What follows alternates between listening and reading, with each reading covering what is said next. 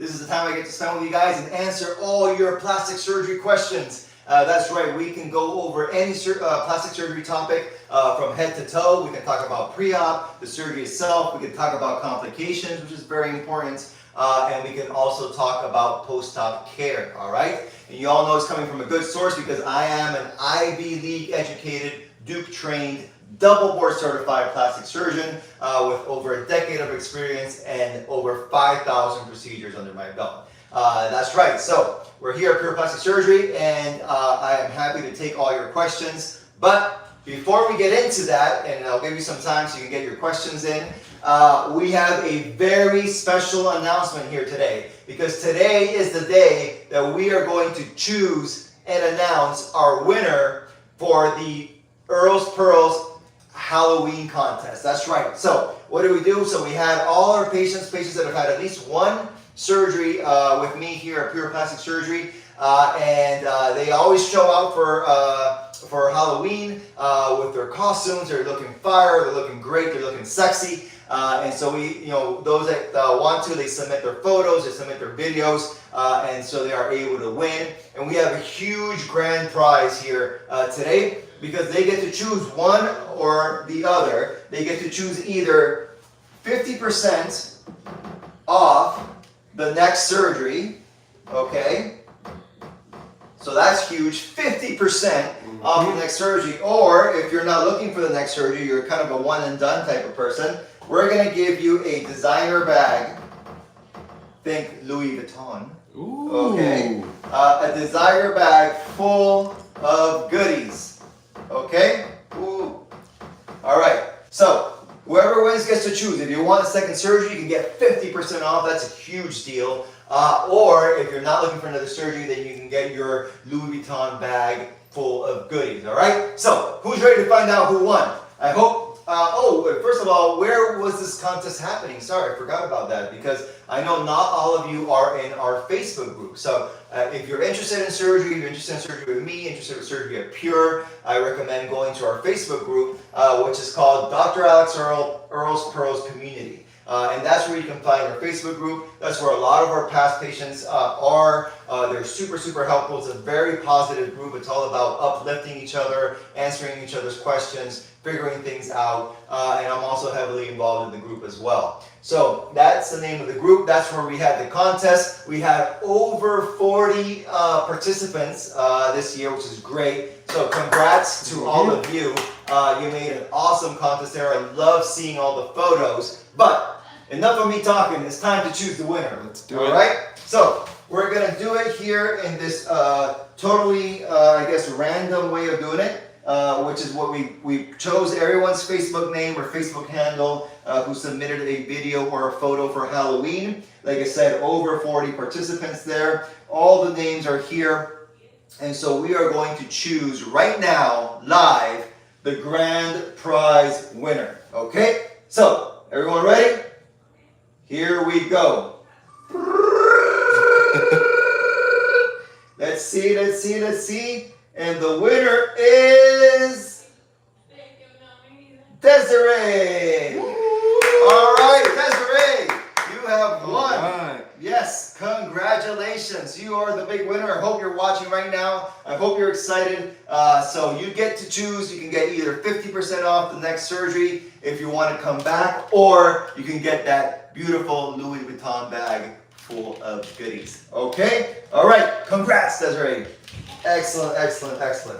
All right. So now that we have chosen our winner, these are all the sorts of perks that you get after you have surgery here at Pure. But now that we have done that, I am happy to just answer all of your questions. We are today here on Instagram, TikTok, and YouTube. So so everybody, TikTok and Instagram, go ahead and throw those questions in, and I'll be happy to answer them.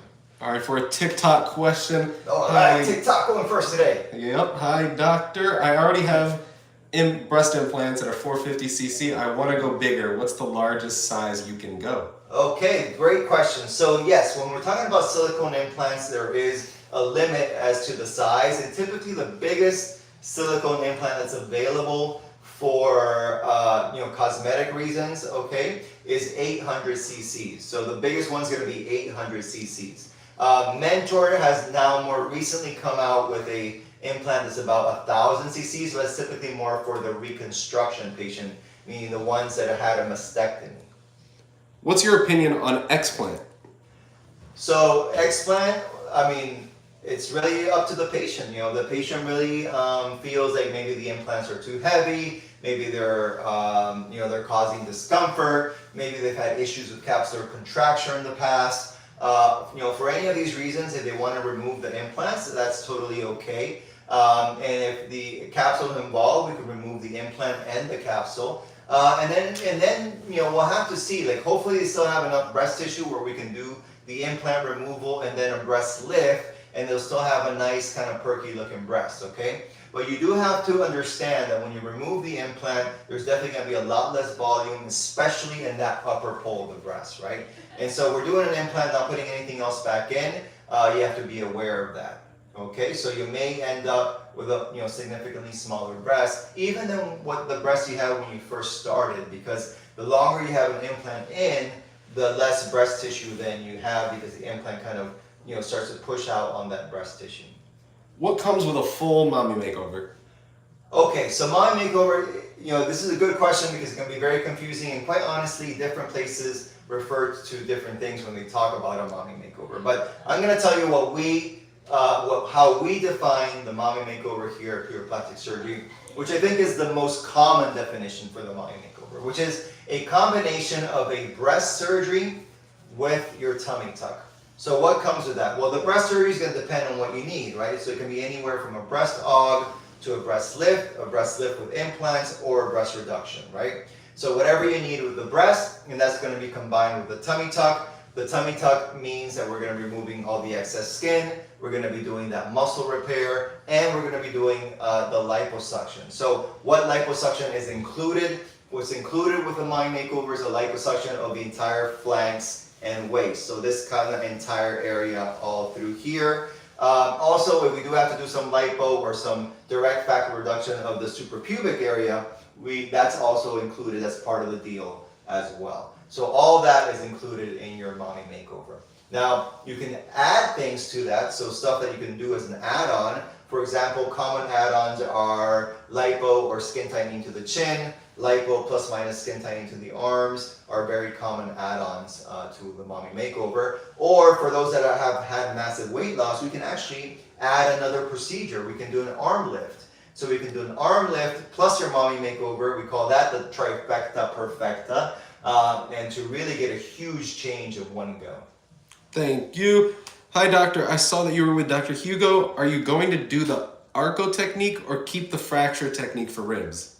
So I'm going to be doing the fracture technique, but yes, I did go down to Bogota and I trained with Dr. Hugo and I trained with Dr. Hoyos down there as well. And so Dr. Hugo, he does both, by the way, he does both techniques as well, but he likes to do the one where you're putting the plates, right? So the ribos technique. And he's a world-renowned expert in that. But for the most part, I'm going to be doing the kind of the rib remodel, the minimally invasive kind of rib controlled fracture technique, which means, because that actually is basically a scarless technique, okay? Because we're doing everything through a tiny needle hole, and needle holes don't leave scars. So that's what I like about that technique. It's a scarless technique. When you're doing the plates, the ribos technique, you do have to make an incision. It's not a big incision, anywhere between 2 to 3 centimeters, but you still have to make an incision there. With the rib remodel technique, B-waist or Barbie waist technique, it's a scarless technique. However, when you do that technique, the patient needs to wear a corset. That's non-negotiable. It is mandatory. You have to wear a corset for 3 months. 3 months, non-negotiable. Thank you. Can you explain the procedure of arm skin tightening? I'm looking into adding this to my upcoming procedure. Yeah, and that's certainly something that we could add on. And so what we do depends on your evaluation, right? So if you have tight skin but fat, we can do just liposuction alone with a baser.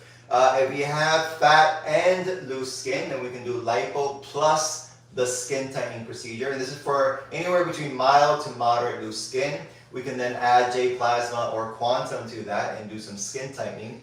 Or if you have severe loose skin because you had massive weight loss, lost 50, 60, 80, 100 pounds, then we'll do a true arm lift where we're actually removing the excess skin, but that does leave that scar that goes from armpit to elbow. Let's see. Sadly, I've gained weight after my BBL and I want to lose it. What are your thoughts on GLPs after BBL? So, my thoughts on GLPs in general are they're a great medication for weight loss. I think, the key there is that you just don't want to overdo it, right? But I love GLPs. I'm actually on tirzepatide myself, and I lost about 30 pounds with that, and I feel great. So I think if you do it, of course you want to do it under medical supervision. You want to make sure that you don't overdo it, right? And that you lose the weight slowly and gradually, because that's a healthy way of doing it. But if you do all that, then you should be okay. What is the treatment for malar bags / festoons? Right, so that's when so for those that don't know what a festoon is, it's when you have like really baggy skin in that lower eyelid where even like it's so baggy that it kind of pooches out a bit, right? And so it's really baggy all along here, and it's like baggy and swollen, all right? And so there is definitely a treatment for that. It's typically something that you can fix with a lower blepharoplasty or lower eyelid surgery. I myself, I don't do that surgery because I don't do facial surgery, but Dr. Vidal, who's my partner here, she does all the facial surgery here at Pure Plastic Surgery, and she can definitely fix her festoons. So I would highly recommend getting an evaluation and a consultation with her. All right, this next question is for somebody who's coming to see you next month. Next month, all right, yes. December. Squeeze you in before the end of the year. And she has an interesting question about anesthesia. She said she's never been under anesthesia, and is there something she should be worried about? So there is really nothing to worry about. Okay, we do all of our procedures under general anesthesia. We use our nurse anesthetists, who are wonderful, by the way. They've been with us for years. I've had my own, wife and staff members and family members undergo anesthesia with them. That's how much I trust them. Okay, they are really great. There's really nothing to worry about. They're going to take great care of you. For a BBL, if you're traveling, how long after can you fly back? So the soonest you can fly back is 5 days after surgery. Okay, so you should not be flying anytime within that. So the total time that you're going to be in Miami is typically about a week, right? Because you have the day before, you come in the day before surgery for your basically your pre-op. And then you have your surgery day, so day before surgery, surgery day, and then 5 days. So you're here about a week total, but you cannot leave any sooner than post-op day 5 or 5 days after surgery. Can you do a 360 lipo BBL plus an arm lipo and a rib remodel at the same time? Yeah, that's a beautiful combination. You can certainly do that. So rib remodel works, you can do it as a standalone procedure or as a combination procedure. It works really well when you combine it with lipo 360 or BBL because that's really going to create a very big change. And so it's a great combination, it's a great add-on to your BBL. Of course, you can always add on the lipo and plus minus skin tightening to the arms as well. So yeah, that is certainly something that we could all do at once. I'm 4 months post-op breast lift / breast aug. I have 345cc silicone, but I want to go larger. Any suggestions? Okay, so I would wait a couple more months. Give it at least 6 months. See how everything looks. See how it settles. If you're still thinking, similarly that you want to go bigger, then yes, then you can, come back or go back to your surgeon for an implant exchange, okay? And that second surgery is going to be a lot easier than the first, right? So the breast kind of lift portion of it is already done. That doesn't have to be touched again. So it's essentially going in, just opening up a small part of the incision, maybe 3 centimeters max, removing the old implant, placing the new one, and then you're out. Should be like a 30-minute quick surgery. What's the recovery, if any, for the neck lift tight? So neck lift tight or okay? So this says neck lift and then in parentheses tight. Okay. Well, let's break it down. So if you're talking about a true neck lift, I'm talking a surgical neck lift where you're making the incisions kind of all just around the ear there, front of the face and behind the ear. you know, it's going to take about a week to really get back to, you know, driving and going back to work and things like that, you know, for enough of the swelling and bruising to calm down. It takes about a week though. And remember, and then you're not going to be able to do any heavy lifting or strenuous activity for at least 6 weeks with that. Now, if you're coming just for a kind of chin, neck, you know, skin tightening procedure where we're using something like Quantum or J Plasma for that area, the downtime is minimal. You could potentially even do that procedure under local or under what we call MAC or monitored anesthesia care, which is kind of twilight anesthesia, and pretty much you're like back to doing most things the next day. Now remember though, whenever we do these procedures, we have to wear some compression, right? That's what's going to give you the best results. So do keep that in mind, that you do have to wear your compression garments to get the best result from these procedures. Do you perform, or have you performed the rib remodel cases yet? And if so, what's the recovery time? Yeah, definitely. So we started performing these cases. It was in September. So I started in September doing these cases. Our patients have been super happy, super excited about it. So we have our first kind of 3-month follow-ups coming up. So we have patients that are already over 2 months out. And so we're excited to see them at 3 months, because that's going to be the final result there. They're going to look super bomb, super fire. But yeah, the recovery is actually pretty much the same as to what you would have done if you didn't have the rib remodel. So these patients did combine it. They didn't have it as a standalone surgery. So the recovery was no different than their BBL. The only difference though is the corset, like I said before. So you do have to wear the corset basically 23/7, so 23 hours a day for 3 months. That's the only major difference there. I would love a mommy makeover, but I'm so hesitant because of the drains. Can you walk me through that on if I need those? Yeah, so I use drains for my tummy tuck. Not everybody does. Dr. Wigriff was here with us. He can do a drainless tummy tuck as well, so that's also an option. But honestly, drains are not a big deal. I know people don't like them. They don't like the sensation and the thought of having something sticking out of them. That's really all it comes down to. It's just a mental thing. But they're not any more painful. Or anything like that. It's really not a big deal. They're super easy to remove once they're ready to remove. And for me, it makes the surgery a lot quicker and more efficient. So you're less time in the operating room, and it makes the results very nice and smooth, which is why I really like to use drains for the tummy tuck. Okay? So what would I tell you? Don't worry about it. Don't worry about it. They're only there for a few days. Usually the first drain comes out anywhere between day 5 and 7, and the second drain will come out maybe somewhere around day 10 on average. Now not everyone's the same. Everyone, you know, it varies from patient to patient, but that's what it is on average. Thank you. What injectables can be used to fill in the hip dips? So the only one that I think that actually works is called Alloclay. Okay, I'll write it down here. Okay, Alloclay. All right, Alloclay is structural off-the-shelf fat. Okay, so it's fat that is coming from other people. Okay, and it's been processed in a way where all the genetic DNA material has been removed, so there's no interaction with it. Obviously, it's sterile, and it's packaged and it's off the shelf, and I can literally just go and grab it and inject that fat into your hips. And the great thing about it, like unlike Sculptra or hyaluronic acid or anything else that you've probably thought about or tried, is that it's permanent. It does not go away in a year or two like Sculptra does and everything else. So it's a permanent solution for your hip dips. It's a great solution for the hip dips, and there's no lipo involved, right?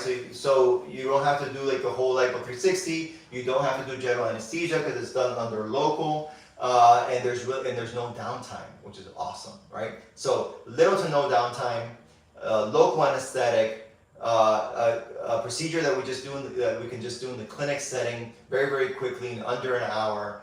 So there's a lot of advantages to that, especially if you're someone who doesn't have fat because either you've had multiple lipo rounds already, or you're too thin, you don't have enough fat in your body, or you just don't want to deal with all the post-op care that goes along with liposuction. Great solution there, so I highly recommend the Alloclay to fill those hip dips. How soon after surgery do you recommend the lymphatic massages? Thank you. Yeah, lymphatic massages need to start the day after surgery, okay? That's what you want to start it as soon as the day after. That's when you're going to get the best results. And I do highly believe in lymphatic massage. It does help the skin, it helps the shape, it helps remove fluid. There's a lot of advantages to it. So I do recommend a minimum of 20 lymphatic massages. If you're doing Lipo360 or BBL, the minimum is going to be 20 massages after surgery to really, get the best result. I don't want a full tummy tuck. Do you recommend a mini tummy tuck?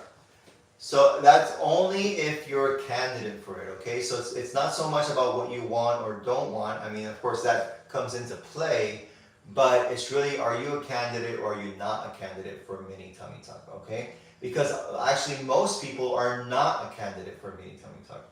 So when you do a mini tummy tuck, you're simply belly button, okay? That's all you're doing. You're not doing muscle repair. You're not doing anything with the belly button itself. And yes, you can add, of course, liposuction to it, but that's all you're doing, right? So in order to be a candidate for a mini tummy tuck, you cannot have loose skin above the belly button, right? All the loose skin needs to be below the belly button. And you cannot have any problems with the muscles. You can't have weak muscles or separated muscles. So if you're someone that has, very good muscles, no loose skin above the belly button, then maybe you're a candidate for a mini tummy tuck, all right? But also keep in mind that the incision for a mini tummy tuck is not that mini, right? It's still, still longer than your typical C-section scar.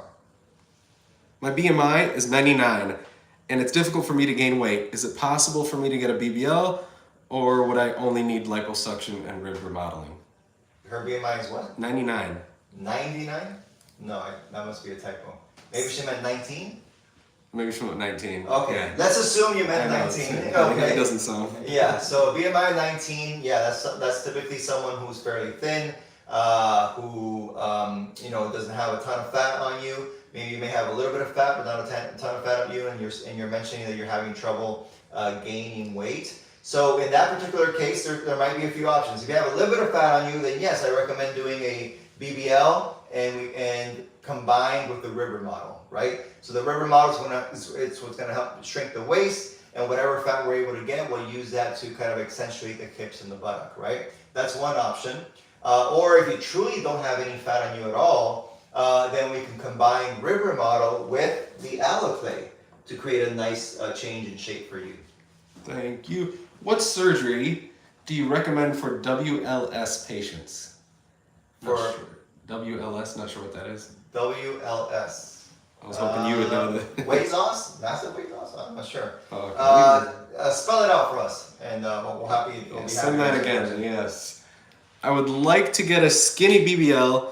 Would I lose all of the fat transfer if I compete in a bodybuilding competition, since we do cut weight and body fat? Right, so once you have your procedure, right, you have to feed the fat for the first 3 months. So you can't really be getting into these competitions for the first 3 months, okay? Because we want to really make sure that the fat takes in and survives, okay? So in those first 3 months, I want you to feed the fat. I don't want you to lose any weight. Now, after those 3 months, once the fat has taken, then you can get into, say your fitness competitions and whatnot. But yeah, do know that if you're going to be, reducing your body fat percentage, you are going to be reducing in those areas as well. So the areas of the hip and the buttock will also shrink. The good news though is that those fat cells have already been transferred, they've already survived, and so if you then, after your competition, start to gain weight again, you should be able to gain the weight back in those areas as well. Why do some doctors say the massages are unnecessary? I don't know. They don't have the data. It doesn't make any sense to me.